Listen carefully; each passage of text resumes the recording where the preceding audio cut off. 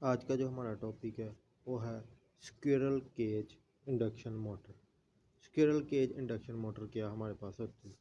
Squirrel cage induction motor हमारे पास rotating part है। ये कोई डेफिनेशन की हम बात करें, रोटेटिंग पार्ट है हमारे पास जो कि 3 फेज इंडक्शन मोटर में हम यूज़ करते हैं। कहाँ पे? 3 फेज इंडक्शन।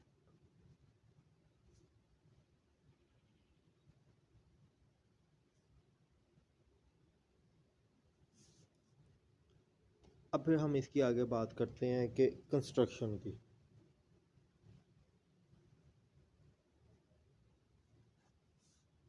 कंस्ट्रक्शन के अंदर हम इसकी बात करते हैं कि ये सिलेंड्रिकल शेप का होता है जो लेमिनेटेड बार से कंसिस्ट किया जाता है। अब लेमिनेटेड बार का क्या मतलब है? अरेंजमेंट ऑफ थिन शीट, ऐसे कुछ होता है।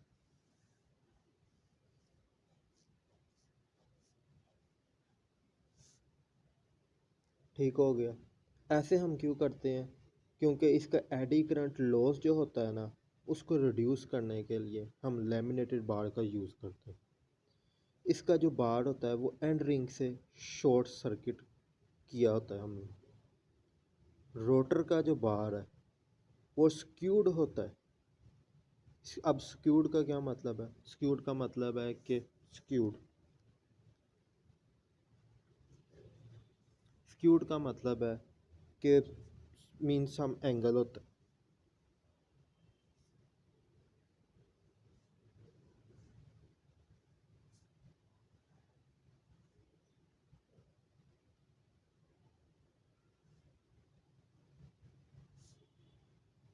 मतलब पैरेलल नहीं होता, ये कोई इसका एंगल बन रहा होता।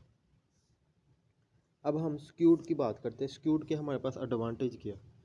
सबसे पहले जो मोटर को ऑपरेट कराएगा उसको मिनिमम नॉइज़ होगी। नॉइज़ मिनिमम होगी। दूसरा इसका क्या फ़ायदा? जो मोटर स्मूथली ऑपरेट होगा।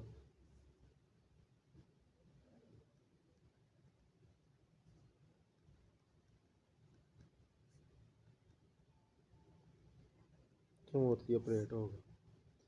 अगर हम ऐसे करेंगे तो इसके जो स्टेटर और रोटर है उसकी इंटरलॉकिंग के चांसेस कम हो जाते हैं। तीसरा, इंटरलॉकिंग के चांसेस कम होंगे।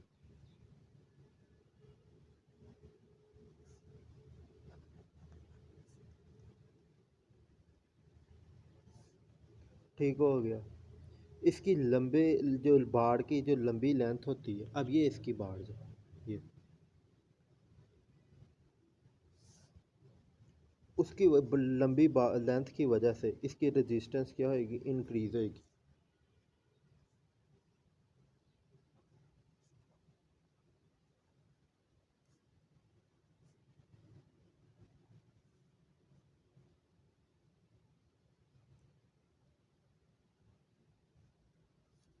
रोटर की रेजिस्टेंस इंक्रीज होगी।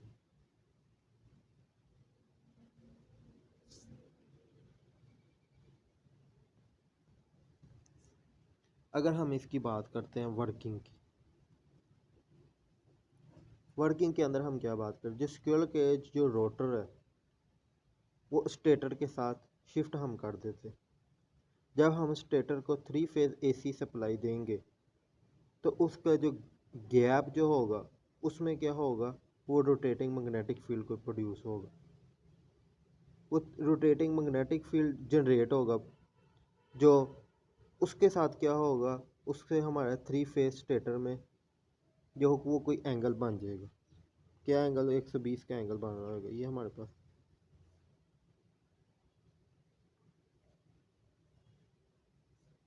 ये स्टेटर है इसका।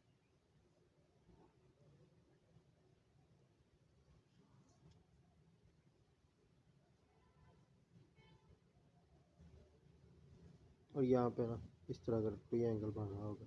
120 का जो हम जिसको कह रहे हैं 120 का एंगल बन रहा है। ठीक हो गया। जो रोटेटिंग मैग्नेटिक फील्ड है रोटर के बार को वो कट करेगी जब बार को कट करेगा तो ईएमएफ इंड्यूस होएगा। ठीक हो गया। From Faraday's law of electromagnetic induction, rotor के बार का जो एंड रिंग है वो हमने कनेक्ट किया होता है, जिसकी वजह से करंट जो करंट फ्लो करेगा वो मैग्नेटिक फील्ड प्रोड्यूस करेगा। अब हम बात करते हैं कि आगे फ्लेमिंग लेफ्ट हैंड रूल आगे यूज होगा। फ्लेमिंग लेफ्ट हैंड रूल की बात करते हैं, वो क्या होता है।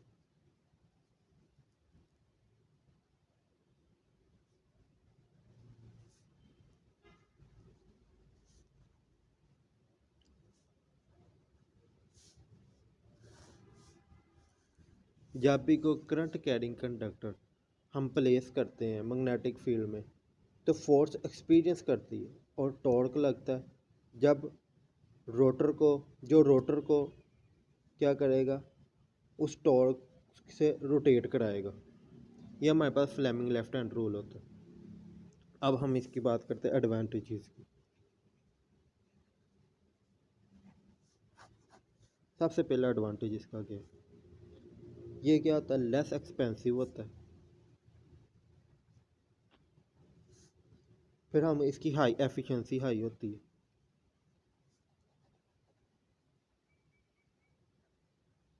इसका हीटिंग इफेक्ट कोई नहीं होता।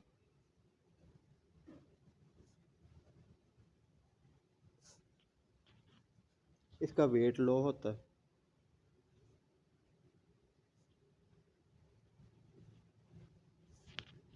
इसकी लेस मेंटेनेंस होती है।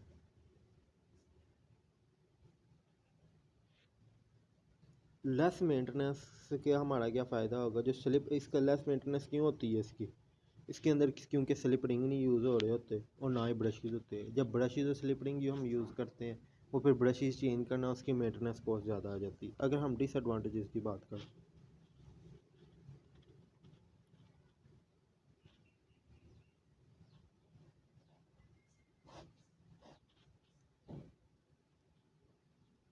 सबसे पहला इसका जो स्टार्टिंग टॉर्क होता है वो लो होता है।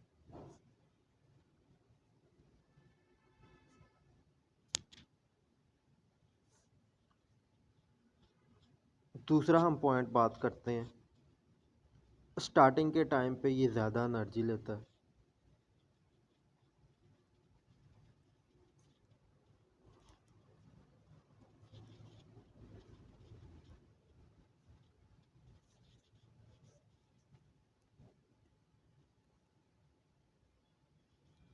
तीसरी हम इसकी बात करते हैं, इसकी जो स्पीड कंट्रोल जो हम नहीं कर सकते, जो रोटर रेजिस्टेंस मेथड है उससे हम इसकी स्पीड नहीं कंट्रोल कर सकते। ठीक है, अगर वीडियो अच्छी लगी है लाइक करें, सब्सक्राइब करें। शुक्रिया।